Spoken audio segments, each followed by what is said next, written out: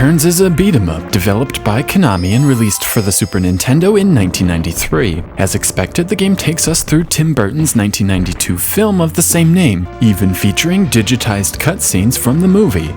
As Batman generally uses hand-to-hand combat rather than weapons to take down foes, the beat-em-up formula works well for the source material. Batman's moveset is simple, and you are basically limited to a single attack button, a jump button, and your item button. Combos happen automatically as you wail on enemies, and it's generally satisfying. The jump attacks are also simple, limited to just a kick or cool-looking winged attack depending on how far away from an enemy you are. It's also worth noting Batman's jump arc cannot be modified mid-jump, much like an early Castlevania game. This limitation is only a minor hindrance in one stage, where you are on top of a moving train and have to jump over obstacles. Rounding out the controls is a block, which I didn't find myself using often, and a special attack. The special attack does extra damage, but also drains your health.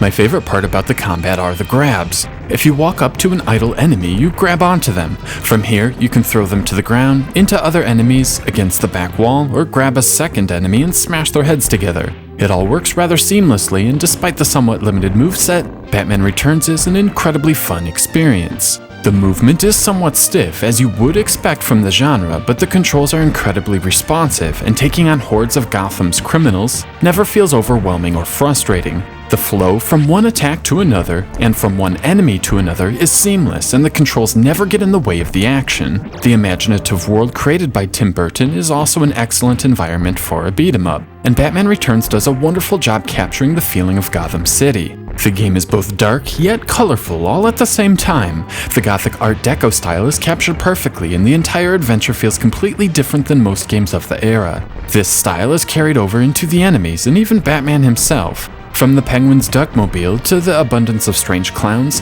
Batman Returns has a great dark sense of humor. I'd even go as far to say this is one of the better looking games in the Super Nintendo library. The Batman sprite is large and well animated. Konami did a great job pushing the SNES hardware as well. The opening scene has a pseudo 3D floor, giving a great sense of depth. Scene 4 even uses transparencies, giving the appearance of the moonlight shining through a window. This lighting reacts with the enemies and Batman, illuminating them when they walk into the light. The backgrounds and set pieces are also very detailed, and I love all the little touches. Things like windows and park benches will break when you toss an enemy into them. Konami was at the top of their game in the 90s, and it clearly shows in Batman Returns.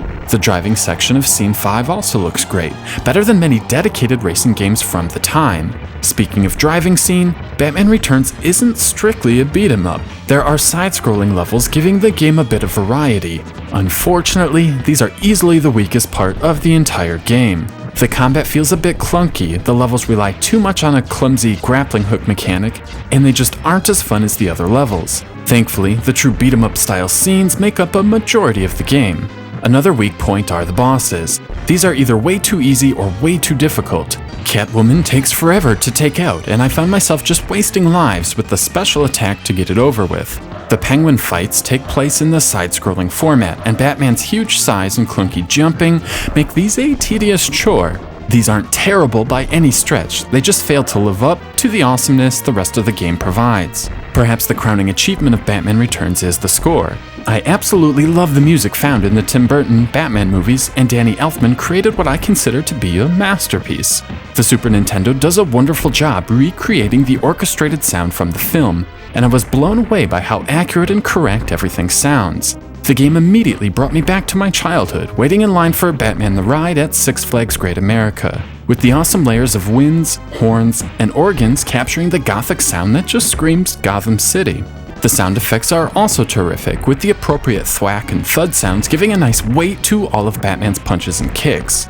Overall, Batman Returns is an awesome beat-em-up. It conquers the challenge of taking a repetitive concept and keeping things fresh from start to finish. The game succeeds at making you feel like a superhero, taking on waves of baddies and cleaning up the streets of Gotham.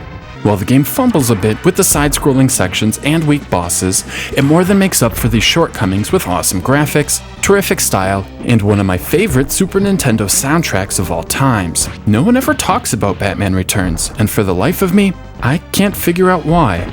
4 out of 5.